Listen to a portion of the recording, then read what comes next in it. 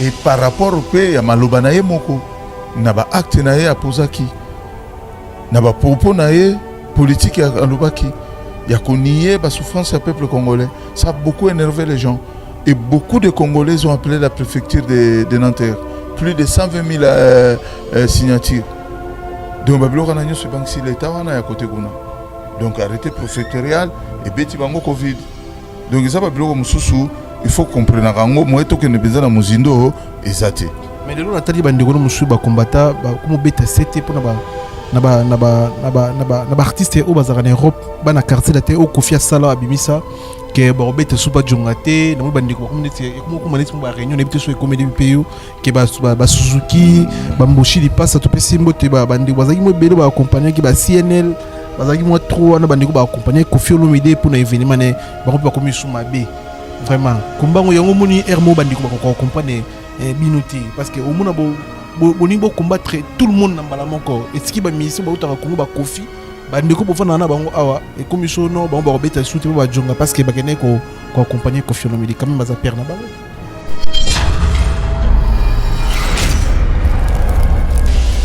Bobunda le même combat wa Marie Paul Bobunda Bobunda mais le Marie Paul a en paix na Kinshasa a gagné l'opération de l'eau PC voiture les seuls missiles congolais dans la voiture sans plaque a tranquille en boca mais on irait vision au combat bozaki bozunda ça la quand même vision différent parce que Marie Paul a jugé bozoye qui ni fait PC non PC pané on a sans plaque.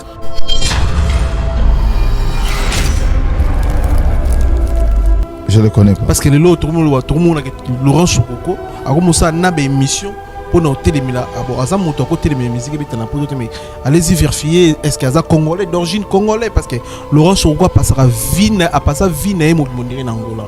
Ils ont passé vie na poto en Angola so de ça dit temps normalement faut qu'on a passeport angolais, ba billet sur les camps on dirait.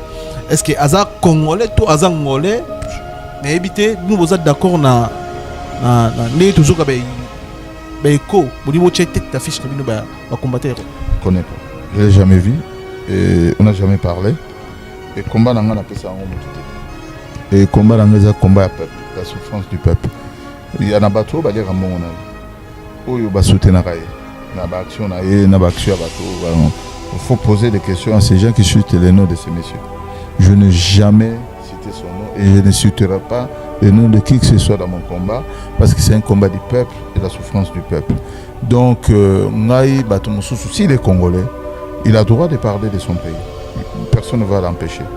Maintenant, pour Ngaï, naba ane na ngatu ya combat, nabandi naba union sacrée, naba nguza Carlibond, naba Kiba Samari, ba Tchem Tshisekedi, ba Papa Liaou, il est haut, na mona bango ba fait bonkem.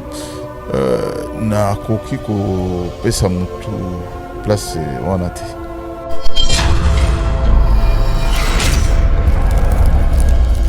Mais il y a des combattants bataka vers biso baninga bino ba combattants comprendre raté tous on a droit tu as la liberté yoyamba fali yoyamba ferré héritier est-ce que vous savez na droit yoyamba babé masombo mais comment to comme rasoyi na yambi nanga parfois na yambi nanga pas paroles. Ils ont vie, ils ont libre, ils ont la liberté. Non, il n'y a pas de combat, combat koufa. Il faut combattre, il faut attaquer, il faut n'importe quoi. Toi, il y a un bien sûr, il faut encourager les gens. Il y a un mais pourquoi vous avez combattre aux chroniqueurs, aux musiciens, pourquoi vous avez d'autres syndicats? Non, on a des pas un orchestre, on a des pas un yoté, combattre un moto, il y a beaucoup plus parce que yo régional. On a ouvert la mémoire en fait. Après confinement, réouverture, Yanganda Taba, chez Djongade, Awa, Bokokuta, Biloko Nyonso Bolingaka ya Kotumba, lokola ntaba ya kitoko pe elengi, soso ya kotumba, ngulu ya kotumba, poaso ya kotumba. Esengeli koyebake, chez Djongade, bafongolaka kobanda mokolo ya mardi, ti dimanche. Awa nde sika ambiance ezali kolala, adresse ezakaka se moko, chez Djongade, weekend, boza deja ya kosepela, chaque vendredi, Samedi bobanda kozwa Suzuki Luzubu 4x4 yende muta kosepelisa bino na ndenge ya kosakana te oza kulia oza komela oza kopina pe chaque samedi ekobanda kozala nde CNN Alligator na ba artiste mosusu bakobanda kosepelisa bino na makinu ya defwa te na bakunga ya kosakana te et puis chaque dimanche sombele suka bisanga nde bokozwa les grands chanteurs Emile alias de Mingongo yende muta konde ko palola awa boko sentir betue ba ou différence yena. Malolo. Oui frère, Babi Tchonga. La Congolia. Futur. Hein? Nous t'aurons la 50 boîtes. La Katakin, c'est Tchongaske. Soki olingo sala ba réservation obengi na ba numéro oyo pe bako servir yo joli kitoko chez Djonga de yango nde moboko ya ambiance na kati ya Paris c'est naturel soin. Did somebody say that Majabu Gospel is coming to the United States? Yes, Majabu Gospel is coming to America. Pour la toute première fois, Majabu Gospel aux États-Unis d'Amérique. On the 16th of January, it is happening in Portland, Maine. An amazing, life-changing and epic concert. Et le 23 janvier 2022, bien sûr, à Dallas, Texas. Je peux m'imaginer combien la gloire de Dieu sera présente. For 2022, it's gonna be glorious. The whole Majabu Gospel team will be there. And we cannot wait to share this moment with you. Retenez ça très bien. Le 16 janvier 2022, nous sommes à Portland, Maine. Et le 23 janvier 2022, à Dallas, Texas. Invite a friend, save these 2 dates, because you don't want to miss it. And I hope to see you there. Soyez bénis.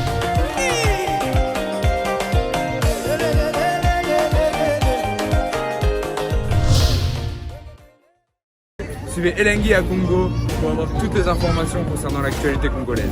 Pour l'organisation de mariage, anniversaire, soirée, animation DJ, maître des cérémonies, un service traiteur, sans oublier un chariot nouvelle technologie pour vos mariages, entrée, gâteau.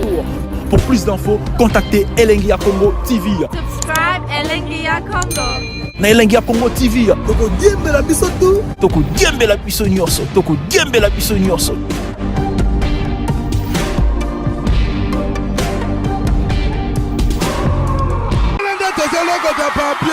Elengi ya Congo Glody Diasiga la mignonne hey! La mignonne Tracy Mbelenga bro Tracy Mbelenga bro Kata.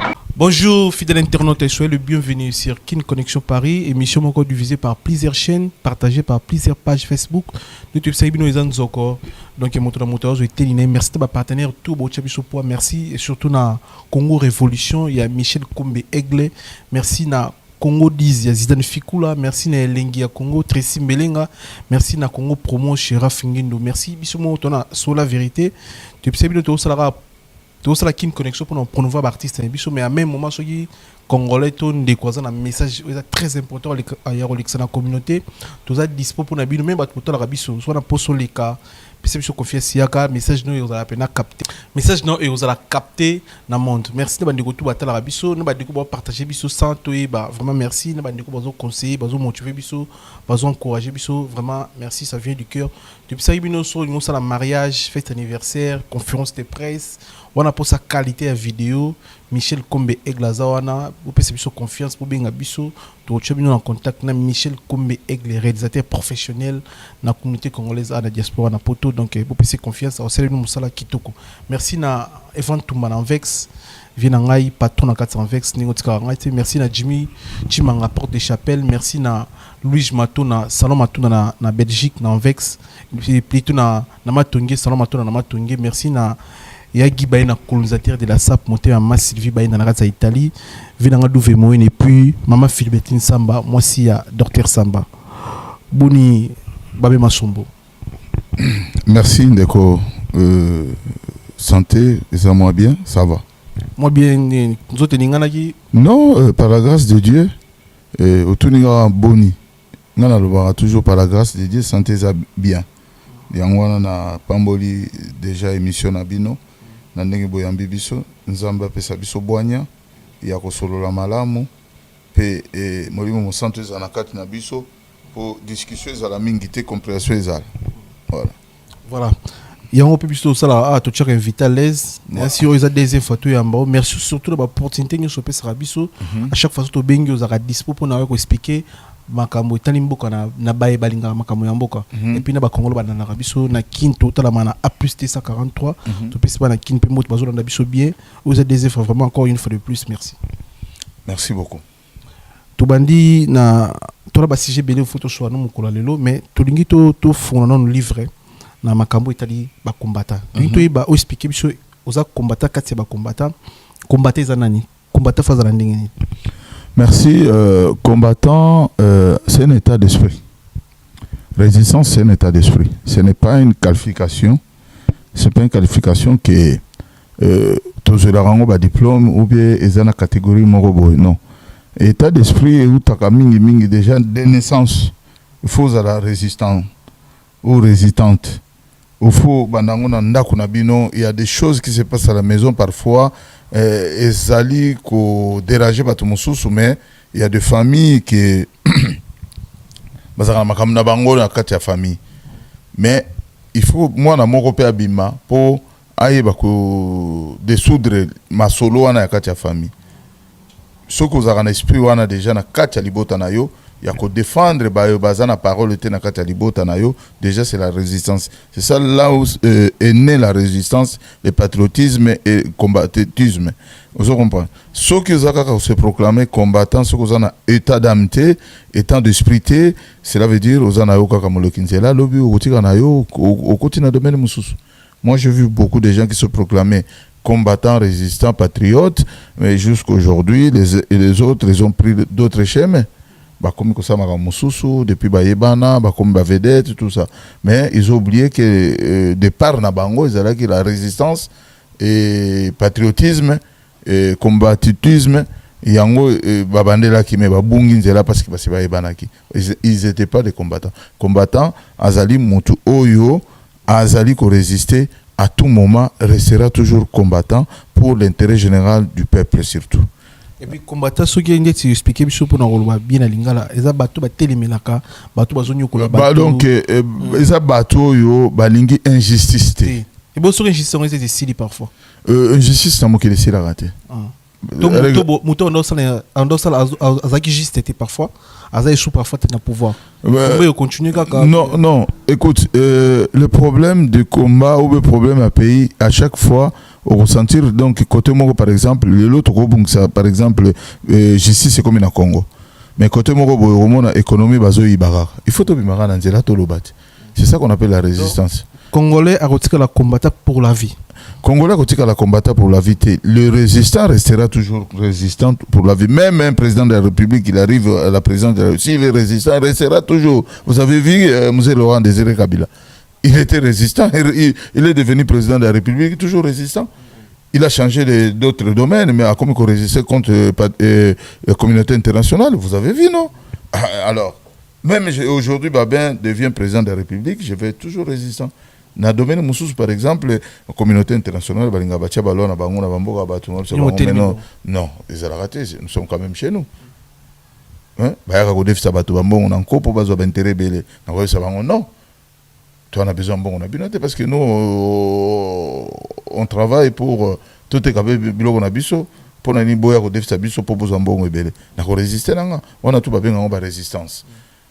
Ba combat et qu'on s'y lati ba dominer c'est belé papa so expliquer biso ko tona ba ndeko botala parce que na linga ba mo ba ndeko botala biso pas comprendre parce que tous ana bato ba linga combat tous na bato ba linga combattre so expliquer biso combat ezani combat quand on parle de combat toujours bunda combat au moni combat zalara s'il y a un mauvais système dans un pays par exemple et mauvais système wana il faut ko bato ba bima ba combattre ngo po ilongwa c'est ça qu'on appelle le combat.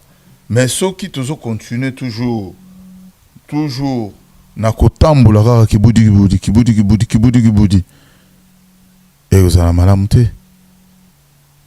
ceux qui toujours landela kaka batu neti lelo na Congo faut batu ba telema parce que au Congo on n'a jamais vu un PDG qui a volé 100 000 ba ibaka ba million Congolais faut battre les mains pour pas comme combattre ba résistant pour na likambo wana malgré bokanga bango bazongi saka l'arte to ko créer sous combat mususu en place wana tout les gouvernement comment bato wana bakanga bango mbongo mona na ngate quelques mois après bazongi combat mususu ko bima wana combat mususu ko bima keno comment ça se fait que les prisonniers qui sont en prison ils mangent pas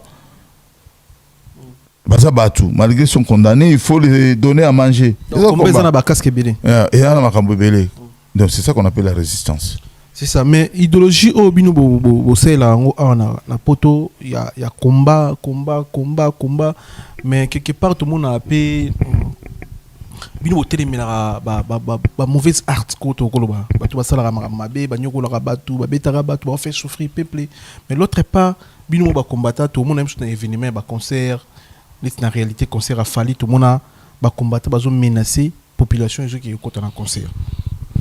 Ba kabelo ba beta ba pat ba subeli ba tout ba koma tina point ya robeta ba journaliste ba combattant ba beta ba journaliste et puis bobenga journaliste bozo menacer pour azana point de vue parce que n'habite na combat est-ce que bozo na démocratique nous arrêté démocratique on dirait arrêté parce que beaucoup tina niveau ya robeta ba journaliste bo menasaka batu ba o bazapeka ba congolais mais aussi longtemps bino moko otoloba ke bo telemelaka ba biloko moi ba gère wana en fait parce que déjà na poto bobeta ba combattant ba beta na yoka il paraît ado na yoka na adi londole na yoka na musu ba beta nani et nati lokole biso monde tozabo tozora ba menace même des morts il y a ba combattant ceux qui ont mis musicien bozo soigner makambo etali musique pour na poto soit soko yami mutu azana sentiment na eza musique ezonga na poto ba combattant bazo benga yo bazo menacer bino bozo ba kulutu bo mel na combat eza idéologie na bino bo fonctionnera bongo de combat na bino eza égal que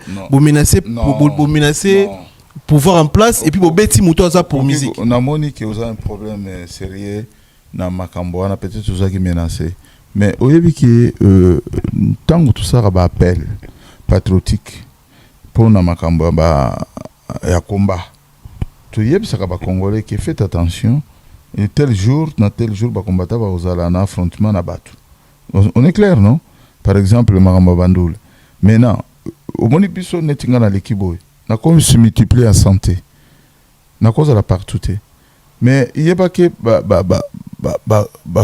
tout mususu ba ya ko profiter na likambo ya combat ba brebis égalé bazalaka na ko moko boye ba vandi bazanga ba conflit personnel na batu so ba kutani na mutu bazaki na conflit ba bundi na ye c'est pas dire que ba combattre ba betier batu mususu momi moko boya ka na nzela atike amoni na concert a profiter pour a longola kabelo sambisa ye ou bazaki ex na ye bokolo bateke ezali combattant. C'est pour vous dire que combat c'est comme l'armée na kati ya armée ba soda o basa rapé mabe bazali bomona ba casque bleu ba yaka na Congo ba violaka no mais ils sont dans l'armée et quelle armée internationale mais ba cas de viol et ça na RDC il y a Monisco na kanisi oyebiango mais c'est pour vous dire que na chaque lisolo batu mususu ya mabe bazaka na kati. C'est pas dire que commande ezo sala ke batu babeta maka ou bien bisonde tuzo beta batu non. Le cas par exemple au tangi bande konanga grand frère nanga Adi Londole, c'est moi-même qui est devant toi, on a eu des problèmes sérieux avec mon grand frère, mais on a déjà arrangé, c'est la famille. Mais c'est la politique qui voulait nous diviser. Non, moi c'était la politique. On était dans deux camps différents. Manipulation politique bandé au quota et celle qui est un grand frère nangai tout ça liba échange de coups que eux ils qui vraiment souhait nangate non on a des explications tenga na groupe sauter parce qu'il y a toujours la paix avec la famille c'est mon cousin sa mère c'est le même village avec moi donc on ne peut pas parler de ça. Quelque chose victime victime c'est pas dire que parce qu'il y a Zokaki je peux être victime je me suis mal défendu parce qu'il y a ba victime oui que belé ba victime mingi de ba kota la prison est-ce que il va parce que il s'est mal emporté à tombé en échec, a tombé na problème moko boye, il est comme une demto azokisa qui a prison ou bien muto bomaki. Mais au départ, botali kaka forme ya lisolo nege salami, mais fond ya lisolo boye bien ngote. C'est pour cela il faut pas condamner quand il y a pas de fond de ya lisolo. Maintenant il y a une aussi ma journaliste le gars là a dit oui bien que journaliste na simba qui na cadre journalisme était. Na cadre ni. Ezala ki makambo na yebisho ke politique. Ye moko yebi za masolo to ko betango te po ko na lingite ke famille ndeke famille to vandi boye to ko to zongi bande ko ndeke zalaki to zongi la makambo akala. Ça c'est dépassé. Mais si on a question maintenant le problème c'est que combat démocratie ezala raté. Donc yo le gros za contre Fachi Beton. Non. On appelle comment contre Non, ce n'était pas question que contre ou non. Il y avait d'autres problèmes que n'a pas expliqué à Maté, n'a pas expliqué en côté. La famille, on s'est arrangé en famille, on est bien, on mange bien, on s'appelle. Donc c'est fini cette histoire. C'est une histoire de 2011 qui n'a rien à voir. C'est 10 ans passés, je peux pas. C'est mon grand frère, donc c'est tout. Donc des questions, continuez à poser d'autres questions. Les lots combattants, c'est pour comprendre la politique est bizarre politique il n'est pas politique est bizarre. Bon, on a maîtriser politique n'est pas que bateau donc politique est compliqué en fait. Il n'y a pas de complication. C'est les hommes pour le pouvoir. Non, c'est les hommes qui se compliquent. Non, c'est c'est les hommes qui se compliquent. La politique. Ouais. C'est les intérêts. Non, c'est les intérêts dans la politique. C'est comme on visait au trahir Babin. Mais en vérité, c'est pas ça. En vérité, c'est pas ça. Lelo Kabila na Martin Fayulu, ba osala mariage. Bien les combattants, ba osala vision là déjà. Que politique est compliqué. Non, c'est pas compliqué, c'est les intérêts. C'est normal. Et ce n'est pas normal, c'est leurs intérêts. Fayulu veut viser quelque chose. Peut-être il veut être aussi le Mola. Kabila qui met le président au Congo, Batiaye, ils ont intérêt à Luki. Parce que la force Mongo pour Kabila a maintenir hier comme c'est président de la République, comme commissaire Félix. Tu comprends ce que je veux dire? Donc Kabila comme il a baptisé, c'est des bêtises. Je ne suis pas d'accord avec Fayulu. Et puis je n'ai jamais été d'accord avec des politiciens congolais. Je suis d'accord avec le peuple. Et le peuple vaincra. Nous vaincrons un jour. Donc, ça ne me regarde pas. C'est Fayulu qui cherche son intérêt personnel. Donc, tout continue. Tout comme Yoapi. La politique en haut. Tout comme Yoapi. Tout comme Yoapi. Combat Bobundi. Bambou les belés. Bien sûr. En Afrique, tout à l'heure. Ça fait plus de 10 ans. Oui. Au combat. Moi, j'ai commencé depuis très jeune. Moi, je peux faire maintenant, si tu regardes aujourd'hui, j'ai 49 bientôt. Je dans les 29 ans de combat. Parce que je commençais très tôt. Parce que jeunesse dans combat depuis Kinshasa. Mais les lots combat au Burundi, ça fait beaucoup de temps de Toloba. Mais les lots tout le monde a intention d'être bino ba combattant et au Boza surtout en Europe. Et Europe surtout. On dirait bolingo bimisa n'habite sur yo ebié Laurent Sokoko d'être tête d'affiche ba combattant. Non. Je le connais pas. Parce que les lots tout le monde a Laurent Sokoko a commencé à nabe émission pour nous télémila abo azam moto ko télémila musique beta na poto mais allez-y vérifier est-ce qu'il y a congolais d'origine congolais parce que Laurent Sokoko passera vie a passé vie na mondiri na Angola ils ont ndenge yo passer vie na poto na Angola so do sali ba temps normalement faut comme ba passeport angolais ba billet ango biso les kanzela on dirait est-ce que aza congolais to aza angolais na éviter nous vous êtes d'accord na ne toujours ka ba écho au niveau tête d'affiche na bino ba combattre. Merci beaucoup de la question, je ne le connais pas. Je ne l'ai jamais vu. Et on n'a jamais parlé. Et combat n'a pas ça en tout. Et combat n'a combat à peuple, la souffrance du peuple. Il y a un bateau, il y a un bon naïe. Oh, il y a un soutien naïe. Il y a une action naïe, il y a une action à bateau. Il faut poser des questions à ces gens qui citent les noms de ces messieurs. Je n'ai jamais cité son nom et je ne citerai pas le nom de qui que ce soit dans mon combat parce que c'est un combat du peuple et la souffrance du peuple. Donc, Ngaï Batoumoussou, s'il est congolais, il a le droit de parler de son pays. Personne ne va l'empêcher. Maintenant, pour Ngaï, Nabane n'a tout à combat, Nabandi n'a pas union sacrée, n'a pas Ngouza Carlibond, n'a pas Kiba Samari, n'a pas Tchentikedi, Papa Liaou, il est haut, n'a pas Bango, n'a pas fait Bonkem. na koki ko pesa mutu place wana te. Après près 24 heures de combat, bando bana combat ba changement ni yo moni salami na ba combat nyoso sali na batana nyoso. Non, il y a beaucoup de changements. Par exemple, moi j'ai eu le changement le plus grave, c'est quand le jour le président Mobutu a pleuré et le début de la démocratie et le peuple était ouvert.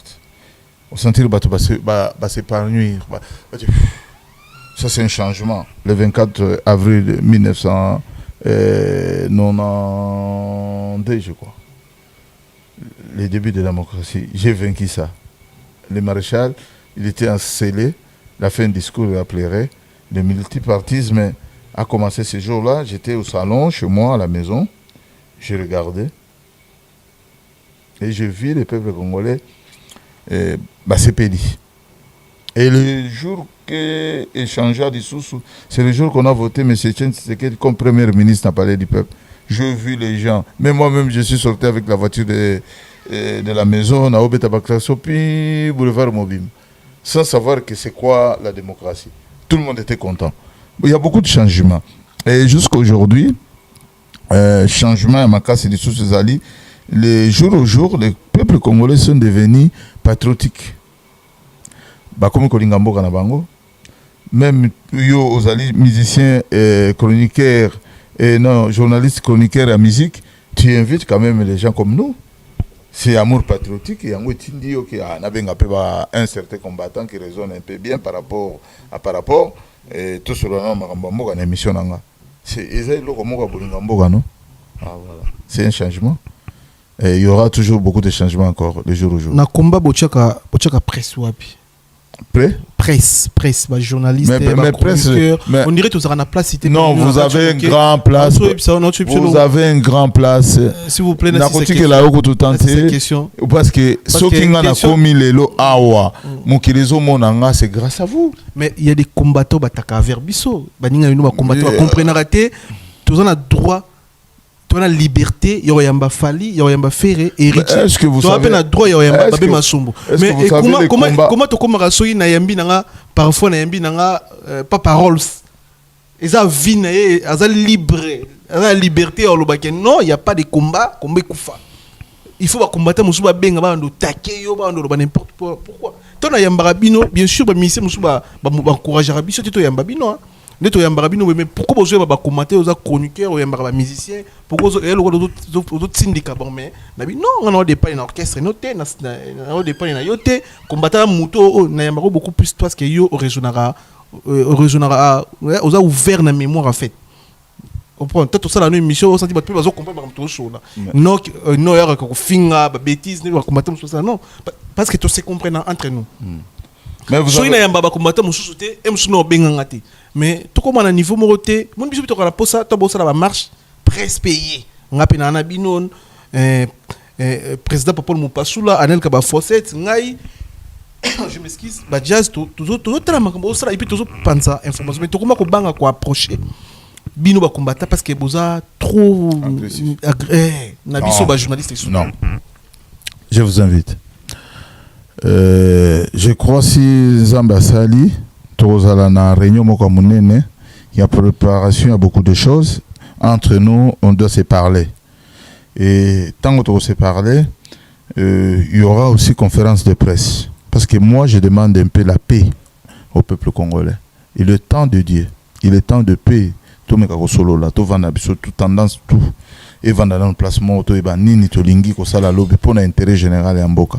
Et vous n'attendez pas la quatrième pouvoir sera là. Le quatrième pouvoir sera là. Mais sera là tout à l'heure ba vidéo ba donc beaucoup zala to ko apaiser to ko solo là. Ngai pona ngai soki nga na komi lelo babe masombo c'est grâce aussi à vous parce que vous invitez kanga na solo la kanabino. Natia Kabino à l'aise, parce que toi tu n'as pas encore arrivé chez moi. Il y a des confrères à toi qui viennent à la maison, on reste comme la famille. avant même de la émission, comme on a madame Nordadi Massamba, ça dit pour faire mon nene, to dame, to seki, to meli ba bière na biso parce qu'il faut tout le baramarambo, tout ça rappelle en coco, ba to baé baraté, to melaka, to fimaka, tout ça la gagnon c'est ça, tout ça famille parce que bandir musu batala rabiso ba mona neti. Donc ba journaliste ba vraiment ba minemi ba combattant, tout ça minemi na binoté. Moi j'ai beaucoup de journalistes que j'adore. Ceux qui minemi na binoté, ba binoté. Non, j'ai beaucoup de journalistes, des chroniqueurs. Je n'ai jamais insulté aucun journaliste ne trouva na rabo. Donc nga ponanga bosa bienvenue et na kosolola na baninga na nga ba masa mususu bazaka un peu brit na bino to meka ko maîtriser situation parce que comme moment dialogue message na biso il faut le cas parce que malgré to yebani to lexa message il faut capter 5 sur 5 na ba chaîne nyos même chez nous ba misé o balinga biso te ba lekaka c'est pas grave. Ba musicien un jour, c'est le système qui nous divise. Moi, je ne suis pas un ennemi, il n'y a aucun journaliste ou aucun musicien. Prévenez que beaucoup de musiciens, ce sont mes amis. Il y en a partout. Il y a des répétitions. Je crois que je plusieurs fois. Je suis attaqué. Non? Je suis leur ami. Je partage un combat, na amitié. Nebisaka bango c'est les jours ya combat sengi ke bio kozalate ko yate parce que tango ko ina wa kotalanga na peso déjà message ba vie tout même ata o lelo bazana ba situation un peu ambiguë na kati mboko na solo na bango makambo mais ba kotia jamais ngai ennemi na bango conscience na bango ko lobake peto na lobaka na biso boyo par rapport à koleka kofinga. Moi je n'insiste pas mais je parle, je dialogue avec des frères et des petits frères et des amis. Voilà. Mais le concert il y a Kofi Olomide annulé, Kofi Olomide autoleka na procès na zaranango ya viol contre la danseuse nae. À part ça, émission de sala on habite sur na bengo prophète, oloba makamo wende tikomo kende na kosala mo bisanga obi na za prophète memige na zo shiro Kofi obeta tenga ko na chaki otembe na émission on habite obeta bisanga obeta te. Et puis bisanga Kofi bokangae OK na ba tribunal na ma bele fa donc maramono landa na kaka na komba Kofi Olomide ozara na mutabete la ko ba kati ya Kofi to o bonai ko sentir que Kofi obeta te et puis on le na tribunal signe de temps il faut yeba ko sambela nkolo et modi mo santo ekota na yo po afungola yo miso ko mona pe mato ya koyoka soko komi ko mona na koyoka o comprendre que eloko yo ezokende boye mais ce que sagesse wana siku nzambe ne frappe ça yo pour limbola mutu omoni na chaque fin ya règne ya mutu et ça na basine de taille la kisaka mais il faut nzambe apesa yo boanya ya kolimbolela ngo mais c'est prévisible mon na nango que mutu akoma okende na échec chaque échec à mutu mutu ngo comment ko se gonfler akoma la kisaki a commis très fort mais par contre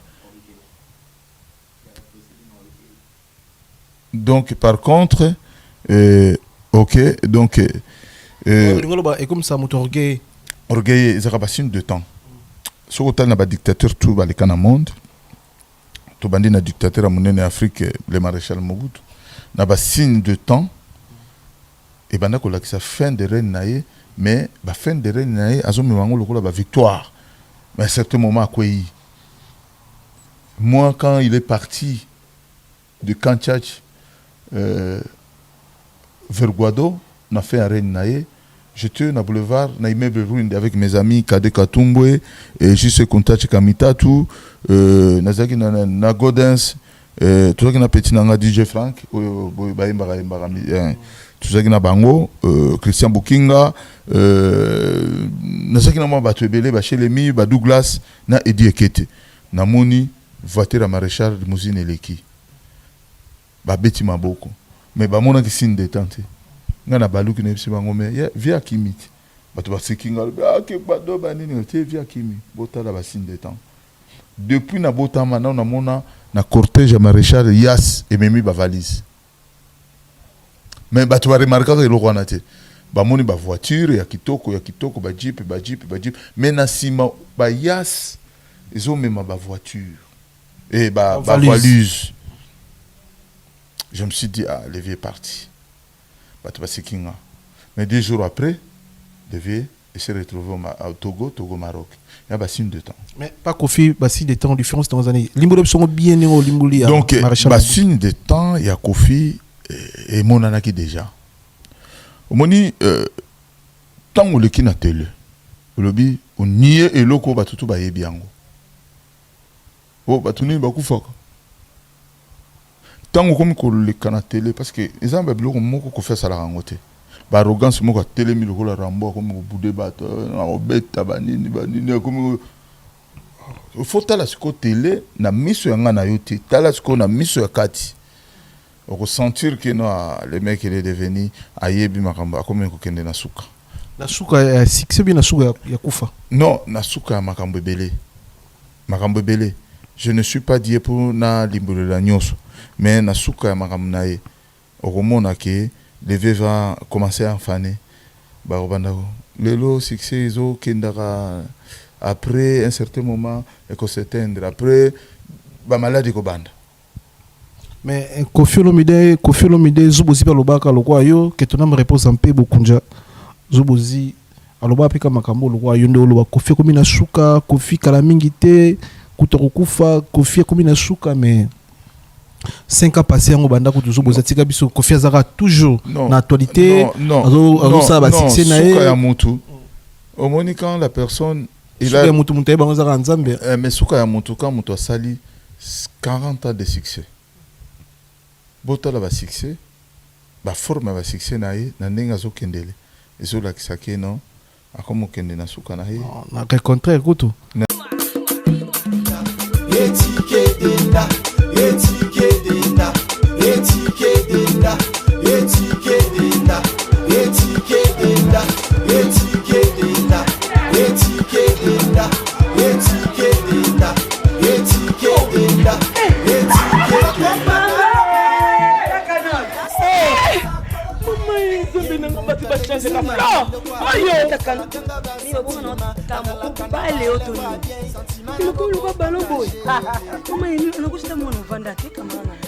telema na toza awa tai toza awa tai ya maman Nicole Malonga donc aza partout dans le monde. Toza awa ile makambe maman Nicole Malonga telemi wana mima hata sula milaite ana buwaka na ngati maman Nicole Malonga makufia na kama kilo mkusi sa complexe una solinga mezi nyoso linga solinga ekokayo kota papa Neviso Yasika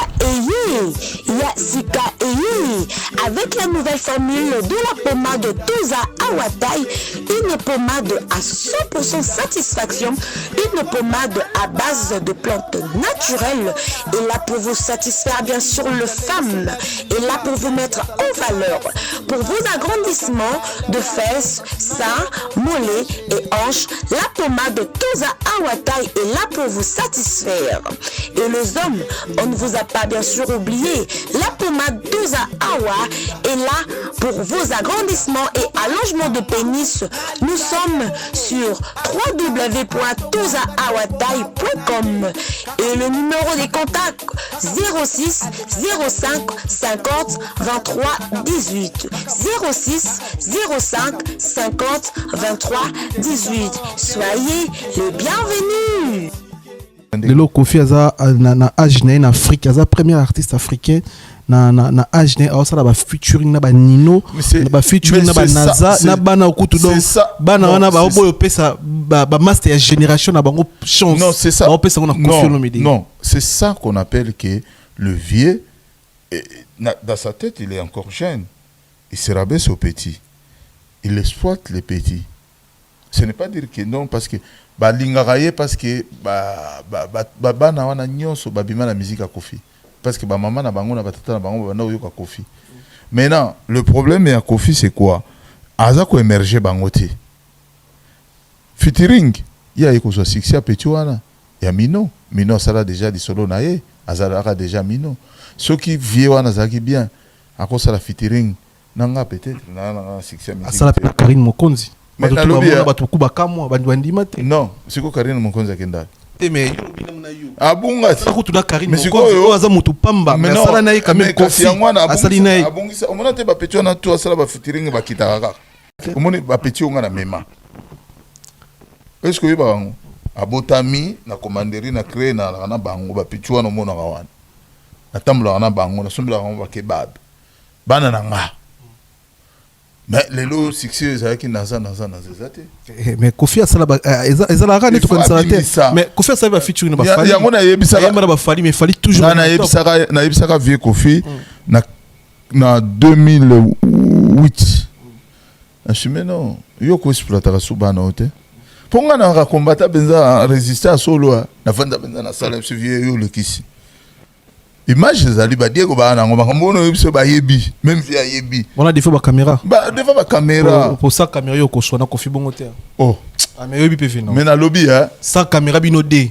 yebi sa kofi na solo la kana bango nyonso bongo te kofi na bi kofi bango nyonso kofi na ndenge ne ngai beaucoup grand prêtre na solo kana eboye la bando so na boye to vandi bisomba aviti kama ambo beaucoup loin les carans mais kofi beaucoup na 3 balles 4 balles otindi quoi mais na lobby na yo na solo la kana bango tu bongo eza état d'âme nanga te mena kofi te bango tout c'est bon mais na kofi mais na ipso kofi na solo kana ya benga nga so aviti kama amna wana o gazé pe boye sa caméra na solo la kana bango bongo ba wera batu nyonso on a chance oh et puis ayo sanga petit comment na bongo po ani no si ça va bongo ngai za mutu moko nzamba tinanga lolenge nanga oko koma babente et puis ba tolera nga bongo na comprendre un phénomène ngote atana okanga nanga ba petit wana on se comprend mais le concert a Kofi est annulé ouais ils ont annulé raison pour laquelle concert est annulé à cause de la Covid non beaucoup c'est la Covid tu omoni mon frère mboko oyo ezana ba greco nango omoni maramutu et salama déjà ba concert ba congolais ça fatigue l'état français ça fatigue le gouvernement ba préfecture alors nga eloko mo na kosenga na yo oyo bango po ba ni le concert wana baleki baluki banzela baluki producteur peut-être azaki na ba moyen na nyonso ko sécuriser concert wana po ba yebi ki concert ce que beti na secteur ya défense bato wana tango bakoya bakoba na boulot depuis nei bakurbevoir wana eza mboka mindele ya baraciste donc bakolinga te bakar na bango zika mboka na bango ezala bafe bako inviter producteur balaki bon yo ndenge nini ngopeta concert sécurité moyen de sécurité alakisi ba norme bamoni azana ba norme ya bien mais faut tolukele greco wana ba gouvernement tout nyonso a monde et comment ça raso bamoni ka bango sepesa bango te bana raison ko pesa te ba tumbi o mbala mo Covid mais parce que ezara Covid te banile concert na ba concert plus de 4 ou 5 concerts neti anani par exemple ya mission mususu ya Europe ba kombo na kangite mais ba concert beleza ezara ko to reporter mais ya Covid les annulé mais ba master mususu les a reporté pour 2022 omoni siko pourquoi ka ya ba annulé mususu ya reporté cela veut dire ba fini pa ba yebi ki non to boy ba problème ba congolais ba robima et par rapport au pays ya maloba na ye moko na ba acte na ye apozaki na ba propos na ye politique ya alobaki ya konier ba souffrance ya peuple congolais ça a beaucoup énervé les gens et beaucoup de Congolais ont appelé la préfecture de Nanterre plus de 120 000 signatures donc babilo na nyoso bank si l'état wana ya côté kuna donc arrêté préfectorial et beti bango Covid donc ça babilo mususu il faut comprendre rango moeto que ne benza na muzindo ezate mais lelo natali bandeko mususu ba combattant ba comme beta CT pour na ba artiste o bazaka na Europe ba na quartier la te o Kofi Sala abimisa que ba obeta suba jongate na bandeko ba comme neti e comme neti ba réunion na biteso e comme de pays que ba Suzuki ba Mboshi li passe to pesimbo te ba bandeko bazaki mo belo ba accompagner ki ba CNL bazaki mo trop na bandeko ba accompagner Kofi Olomide pour na événement ne ba ko comme suma be vraiment kombango yango moni hermo bandiko ba comprendre binoté parce que au mona bo combattre tout le monde na mbala moko et ce qui ba mission ba utaka Congo ba Kofi bandiko bo fana na bango awa et comme so no bango ba beta souté ba jonga parce que ba kene ko accompagner Kofi Olomide quand même baza père na bango bon au moni ba problème wana ba massa ba si ba sala ki ba alliance belé na ba massa tolérance moko comme que envers bango bazo sala makam na bango bazo beta ba kabare na bango bazo soigner ba mingongo na bango pe bazo mo tueke pour ba vivre mais du coup la trahison tango mutu moko boya ye na ampleur na ye na ba bêtise na ye bino bato bosala mokili na bino na poto bwana bamasa na bino ba résistant ba combattant ba patriote na population congolaise ale bokimi mbango po bokende kaka kodiota mwa moto moke okofia ye nango bobosani ke bovivaka na baninga awa mais bamasa na bafashe pe basoki babeti bango fatwa po tokotala tokosolola tokoyebisa bango na okende komona bamasa na nga bamboshi lipasa ba Jordan Kusa ba Suzuki c'est mon ami hein? Un vrai ami à moi on s'est connus on avait l'âge de 14 15 ans nga na yebi Suzuki akoti quartier la te akendaka Braza azongi atobeta dame na Suzuki Olivier donc je peux les voir tokosolola na quoi peser pe baninga na nga ya combat comment on peut vivre encore en communauté ce sert à rien to bagarrer pour un sentiment mutu moko boye vie asi azongi na ye bon zamba kosala ba miseni yo ba accompagner dans le combat vous avez le reconnaissant vers bango Bougman sokazo beta boko yo pe ko telema boko musique Bougman Emilia Deo Grando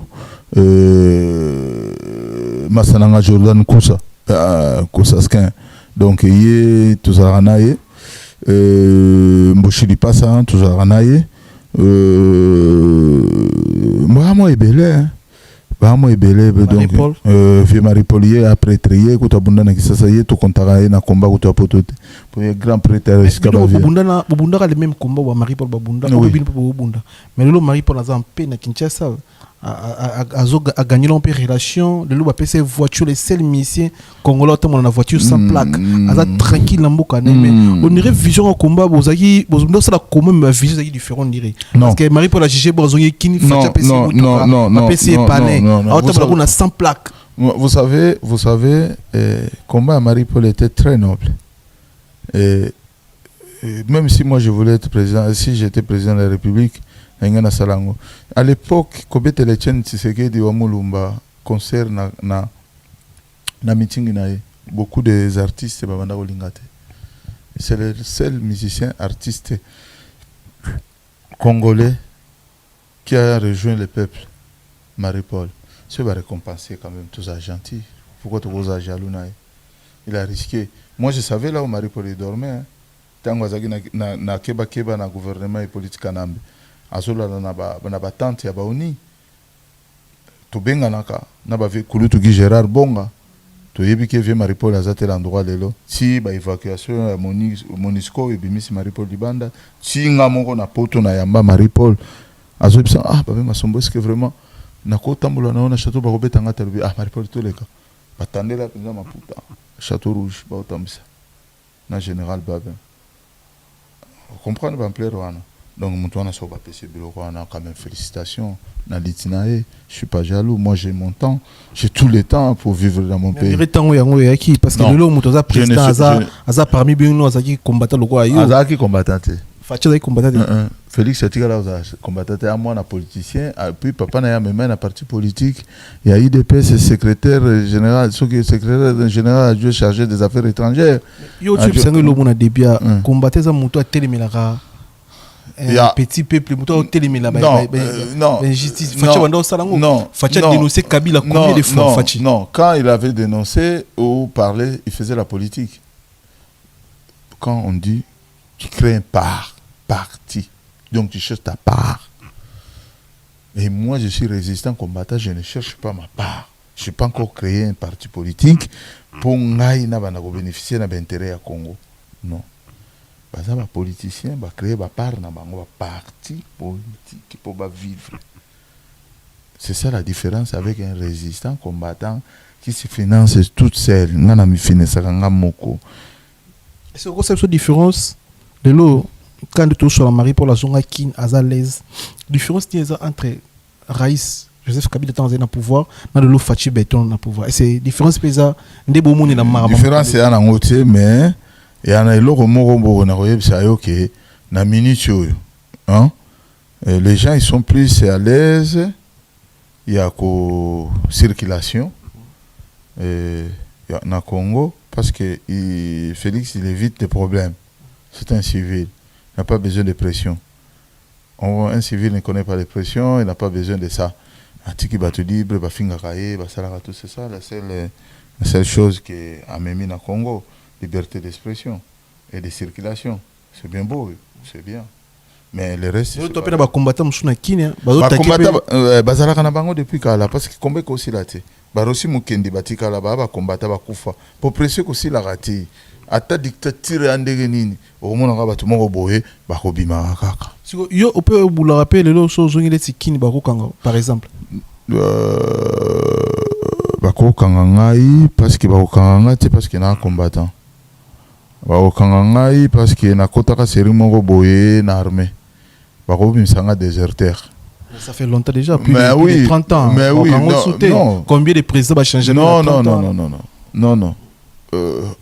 Bakotika nga bakréer nga motif pour bakanga. Ceux bakanga nga etake combattant de la liberté. On dirait la politique à lelo na ndimité. Te bakréer nga parce que bakolinga nga te nazala na liberté et d'expression na peuple na ko faire veiller peuple congolais na makamususu. Parce que biso to agitateur. Bato lokola biso soki tokoti na place moko boye ozomona ke nakoma kochanger bato makanisi neti ngai na poto na changer bato makanisi. Donc je suis l'élément un peu nakoloba nini le mot m'échappe mais au sentir penser que mutu oyo soki na tiki na linganga fulu akobenda 2000 personnes bala mo bakobana kobima na ye. Si on a bien dit 2000 personnes, donc dans 2, 3, 4 mois, on a recommandé 10 000. Et quand je dis 10 000 déjà personnes, c'est tout un armée. Par contre, il y a la liberté. Qui n'est pas compté les lotés? Qui n'est pas un problème? Non, problème est qu'il y a un simple. On peut signer petit. Non, on n'a pas signé. Ah, mais bien, on a signé. Non, Yoka. On a signé bongote. Pourquoi je n'ai pas signé? Au moins, il se sali déjà les bandes à 20 ans. Au comme mon paya. Tu veux le voir, même Balabala n'a pas de faut pas gros bon. Au moment ah, pas les arabes. Au moment où il faut vendre 2-3 mois pour se ressourcer des sous. Au comme mon paya. Donc, tout le sous tika na Balabala, homme de confiance va s'ajuster. Au bandali kambango de nini à signer. C'est là où il y a un problème. Tu veux le voir, c'est là où le problème est vendeur. Pour comment mon paya, tu es comme un sika. Tu comme j'étais vers la fin émission, tu clôturer na mamba concert à Kofi Olomide a annulé. Na ito sala analyse moko expliquer biso, expliquer na Kofi Olomide trap na caméra na soko bon tout ça effort à la biso na à travers parce que biso on a numéro na été à travers Sandra Kazadi, à travers bato bazakana to tinde la vraiment émission Kofi Olomide na sens nia talango et pour accompagner ni face à la. Na tout nos questions expliquer biso très bien simple to comprendre mon cousin. Kofi Olomide a betité. Pour on a dit Kofi Olomide, ba mission nyonso tinata Kofi Olomide. A betité a dépensé ba l'art na ça des promotions na ye, a na passi a betité. Nous tu peux se biso selon yo et ça ba combattre ba côté ba très bien ça na Covid té. Donc la minute a na régler peut ça vani na Kinshasa. Tu peux sembo te quoi il faut de plus Kofi Olomide. Ce qu'il faut abet après 10 ans, toi après 5 ans, toi après 2 ans. Kofi Olomide il faut ça la nini pour nous convaincre bino ba combattant botiaye à l'aise avec ta musique na tant qu'artiste. Ce qu'il faut habiter face ça. Déjà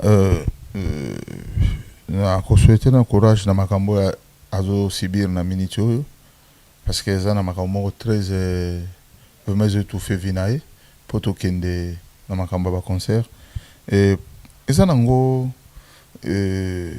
ko étouffé était ou bien ko boya ko beta était et ça loi moko ya peuple koya ki na mokili ke il faut na ba mbula oyo tolingi suma ba concerter ce que dans 10 ans à côté na chance wana ke ba norme mususu se changer à kobeta na ye sans obligation mais ce que ça na ba rythme oyo alingi ya beta na ndenga tembe ndenge ba yaka aussi mbate mais j'aimerais bien que ba s'adhérer na association na bango ya ba artiste basa l'association na bango bakutana na ba résistant ba combattant ba patriote na société civile na ba politicien mususu ba ozala awa to meka kosa la charte de bonne conduite to meka na ko solo la te ba qu'est-ce qui nous divise nous sommes de même peuple des mêmes pays des frères pourquoi to kabwana toujours kabwana par rapport à quoi mutu na mutu amitala na nazonga sima pourquoi toujours kabwana pour nani bamsuba en opposition bamsuba zana boy bamsuba lingi boy te bamsuba lingi boy plutôt vendre en place moko na ndenge natangi ba société civile, ba résistants, ba combattants, il y a plusieurs pays, to vandi, to sololi, to charte de bonne conduite. Et na biso ba musicien to bimi na liloba moko, na ba politicien na ba société civile. Et là on loba ngotro noto ya basanza kazalika na kitu vandi. Aloba tokoswana nani combat responsable à combat dans la radio. Bayebi. Teme sanda kazalika même amuta poto kala. Habito sololina babin. Boke choko boya makambo solina babe tali taloba ya depana na babele. C'est le djino boya makambo solina babe. Bandi ko musuba se belé na kotanga ba komboti. Toyebani. Quand même azana moi raison parce que yo chaque fois senga ba boso. Toyebani. Boyebani mokonze zakana na fa. Non, toyebani omoni na poto na Paris surtout yo kozana au combattant. Au sali vidéo non? Tant on sala vidéo bato bakotala. Babenga on agitateur. Mais ce que bato baya ko beta ba tempo bazali. Peuple yo ki mais ba combattant ba ndiko le concert ne kozala te écoute to occupé été. Mais certains moments au mona jomo bo abimi. Ala ta ba teni na ina ba chapeau bon moni ne aliawa peuple congolais na l'équipe on a sabino que les jours wana concert kozala te bovana na bandako calmement posé moto na moto azwa responsabilité na esoko olingi ko ya concert oyo koleka kuna toza ba responsabilité batango bazali et c'est là où batanga ba kombo na ba pays kingane na asalobaki c'est makambo comme sérieux on comprend au retour de 3 leaders à Paris à Paris 3 leaders à Makasi au lelo soyeba misi bana poste ba sola na ba combatteur France to longo liyo 3 personnes minene oyo yebi na kata combat ouais ba ko solo la na Celesino ba ko solo la na Guy Gérard Bonga ba ko solo la na Pichucho Mongo ba ko solo la na Odombo ba ko solo la plusieurs combattants ils sont beaucoup et tout sereni saka. Est-ce que vous raisonnez appel le comment peut-être tu raisonnes non tu raisonnes amour patriotique déjà bolingo mboka liboso nde eloko intéressaka biso nyonso bon tu raisonnes eloko moko amour patriotique d'abord patriotisme d'abord makambo mosusu na sima ba discussion ba intérêt na biso personnel et pas mosusu mais tu raisonnes no Congo eloko sangisaka biso za Congo le reste to kiparate toto lekana na procès ya Koffi Olomide o esali bandeko musu pasi mais kokamwa esali bandeko musu esengo bakanga Koffi Olomide na ebite lelo so Koffi asali prison so combat o changer so baksani na ba combattant kokamwa muninga ki na a raté concert akena procès ba combattant ba landi na procès pour na ko sekaye pour na ko soutenir ya sala boloko bon mabango etalié so salama ou pas to éviter mais comme congolais comme combattant bien sûr bon il est des concerts beaucoup si pour son habit c'est bon mais ko kinde si ko baxela ko fi ba problème des fois pesa osama makambo eza vie na yi to yo na ba preuve te biso même yo que to zala wana te devait ba danser na yi ba combattant tout ça. Bon, Koffi,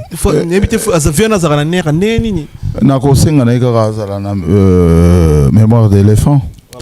Donc, moi, je ne peux pas me permettre d'aller foncer un frère congolais. Koko tse na libulu plus, non. Donc, ndenge ngai na kenda kité parce que ça me regarde pas, les affaires privées. Ça m'a kamonaï ba sentiment naïe.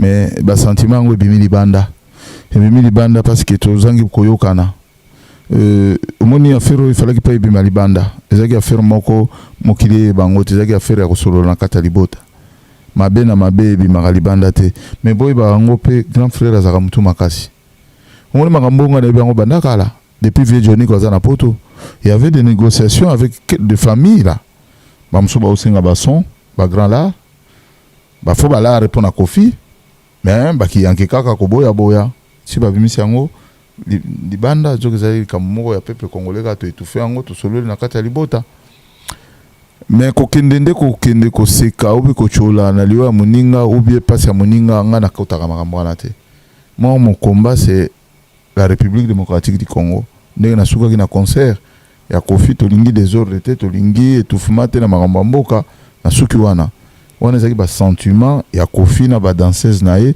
ndenge babanda koyoka na nga na yo toyebi te. Donc nakokota na likambo oyo etali ngai te. Parce que eza vie privée na ye. Mais eza makambo na ye. Moi, je reste combattant de la République démocratique du Congo. Pas un combattant qui va se mêler aux affaires des autres. C'est triste comme on a que bande qu'on a pu qui violé. Mais na moment ni bon, na sentiment ni ngana yo to éviter. Bon, et ça la passe. Comme on a peine de Kofi ba ko bete 8 ans. Na ebiki ko za nango 8 ans te. Parce que moni azaki na peine à liboso ba kataya 2 ans avec sursis. Comme appelle le procureur à 5-8 ans. Le président ba juge a décidé on a ba effet na ba ndenge nini masolo eleki ndenge nini na moment nini na ba pays nini parce que ça la met en France té quand même. Bon peut-être au muso bazolo bakia bana o kanga bango na banda ko na France là ça va lui coûter un peu cher mais ça ne peut pas dépasser 3 ans 4 ans non basomba ka prison na pototé Bernard Tapia za na ba milliard à beta ki prison poto basomba prison ba coacher bracelet soki asali mwanda ba prison na kati ya boloko ali mbala ndenge toliaka biso nyonso après asololi na ba spip na ye ba pesi semi liberté ou bien bracelet azongi na palais ba katele ba era ko bimana ko zonga palais c'est bon. Mais ba tembele ba ndima ite ke Kofi Ozon à Congo le lot to sono baza en kin. Oui. Est-ce que peut-être eux là ça qui azane trop coincé na makambango? Non, non, ba tembele ba yeba justice à France té. Quand tu viens au tribunal en libre, oye kosamba ba convoqué aux à libre. Oye na kati kosamba ba yokio ba tendre yo. Ba yebisio bon ndenge sololi ndenge sambi bo to ko délibérer telle date. Ça na droit kanga ote. Ba ko soki juge za mutu malamu neti ba ya Kofi ba lobi ba tikiye en liberté. Ba msu ba tia. On a le 13 décembre. Voilà. Donc ndenge zawana ba mususu ba juge kanda ba ko yebisa ba tie na contrôle judiciaire. Ba contrôle judiciaire. Ingelo bani. Ingelo baké chaque semaine oyo ko signer na commissariat. Ba juge mususu anko ba ko sala obongo. Mais juge ya Kofi atiki libre des activités parce que ayebi ko délibérer na décembre. Akosa ba activité na décembre à se présenter. Et en décembre, quand on se présente, on délibéré bango, kangisi kateli peut-être 2 ans ou yoka ba conduire sirsio azaginango, soit ba bakisi lata 1 an moko. Donc ba ko betaye 1 an ferme plus 2 ans de sursis avec mise en épreuve de 5 ans. Donc ce que ça dit sous ba fewana 2 ans on est quoi sur 1 an on est sali 3 ans. Tu comprends ce que je veux dire? Voilà, donc cela veut dire qu'on fait le libre de circulation de jouer sa musique jusqu'au 13. Même le 13 temps on va délibérer bango, ba kateli ba peine na ye, a kozonga lisu na ndako na ye convocation ko ya, soka boy ko se présenter na commissariat ba me na boloko, wana ba ko lukaye. Bo sko nga kine kin bo so asongi ne potote. Mais ba ko lukaye. Na kin. Ba lukaye ko français. Aza français. Yo mon passeport à Kofi français. Papa. Ngam tuna biso. Ah papa français. Même à 10 ans, on a résident aux Congolais, mais je reviens à l'aéroport, va Kambiki yote. Oui, bah, on te. Kobi Manayo, mais je reviens. Bana ou Maël.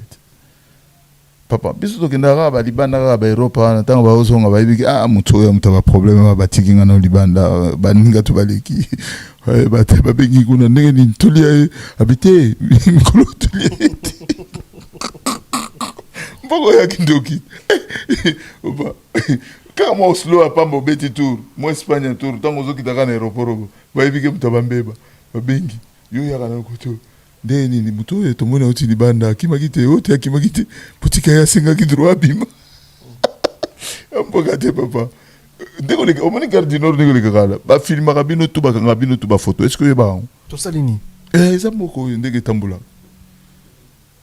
dès que tambula, on comprend. Dangwana donc a kozonga na ye akwasime ba responsabilité na ye akondima makamna nyonso soki juge président akateli mibeko na ye akondima ifandima parce que ba fait wana ba petit wana pe ba koseli était peut-être tu ba breveté bon ba yepé Tout ça a quitté. Tout ça a quitté. Parce que la maramora a des personnes. Des personnes. La caméra, mais si c'est là où le problème est que comment tu as la babé masomba, c'est là où il y a un problème. Au moins, il n'y a pas de fumée sans feu. Au moins, ils sont balés tout à l'heure. Moi, c'est mon rôle, le cas, poni, oh, ça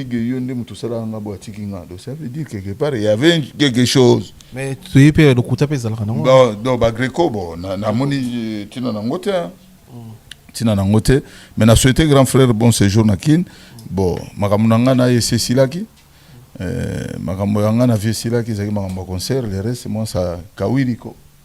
Mais période de concert veut pas bien accueillir msusu agina bakanda non agina bakanda pour la vidéo anezaki kilo trop ba vidéo na beta ino dodo bakunga ba makofi mo ba hyperkit à viva azaki mal à l'aise pour na senga ki na peuple congolais que non na kotia bash liboso anda ko aliane mais loko na peu pour ba ki ona okina ndaka kofi ona wi ke non waneza non waneza la rasiko te waneza rasiko bongo tambula ka bongo mige kombe tambula ka bongo na Gréco na kati te Gréco ta bongo kine kuna mais oui ndaka kofi mais oui kulugani tout ça là ngo déjà beaucoup les salles tout ça là ngo a papa tambula ka d'abord kina ndaka kofi mais bien sûr équipe kati waneza rasiko tous les coups au déranger donc déranger au pays wana siko neza danger siko mais to komina na niveau na te yango mona yemoko de on sait ça les mabe mais kasi ana no sait pour prévenir vaut mieux prévenir que guérir ne prévenir qui fait que ba to goya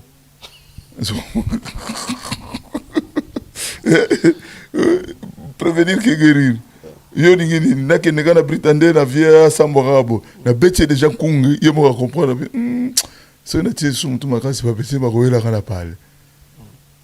Je comprends. Manzambe peut passer ma bongisi na comme na comme benga prophétité eza mabe pour na prophétité mais nzambe na pesa ngai intelligence na bonya avant bato belé na mona kananga eza ka suma kambo ya ko discuter na ngote makambo belé na expliquer ba peuple congolais salama nango beta bo même c'est que non concert na kozala te kozala bo faut pas vier ndé na moni ba dossier vi ba ko liai bakobende mikolo na ibsaka yote donc ezaka ko solo la ko kota komona mona merci Miguel merci na ba internaute ba comprendre biso merci na yo na invitation na biso encore une fois de plus chaque fois on a pour ça nous aura toujours présent pour na ko répondre na ba question na biso et puis pour na répondre communauté congolaise na biso merci na Aigle Michel Kombe Aigle pour la réalisation de l'émission. Merci Mandeko Touaza qui connecté branché Bandeko ba partager na ba commenter na ba auto se comprendre na ba appel vraiment merci Tabino moi ba remerciement bon à remercier Patricia Bazoé ndenge toujours komisa mon frère Obike na ipso vérité na kenda ki place moko na komi koyoka na posa koyoka liloba nzambe na moni pasteur moko azote na ibisio na linga koyoka liloba nzambe Charles Bambeko na ibitiso koyeba les mecs là, je n'aime pas beaucoup de pasteurs. Mais tant qu'on a commis place à Moutouane, face à zouti na simplicité na ilengi, on a moutazo solo la manzambe na bo cher boye na bo moto. Ça ringa plaisir. Sans orgueil. Sans orgueil. Et puis na pambolier na tondisi nzamba tondisa sonangolu place azali. Na pesi madame Nolda Dimasamba mbote na bandeko tu.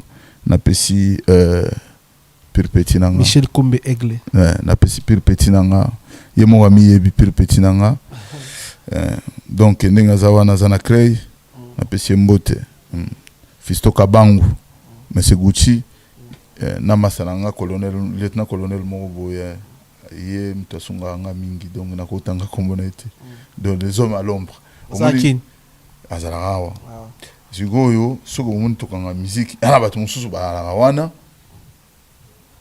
poids makambo ebele poids penza omona penza ke non lieutenant colonel penza armée ya mboka oyo ya congolais siko abengi mon général aye pe na parler na côté na parler akatelinga le secrétaire de Sivandana akopesanga siko ba bei bulletin d'information na ozabo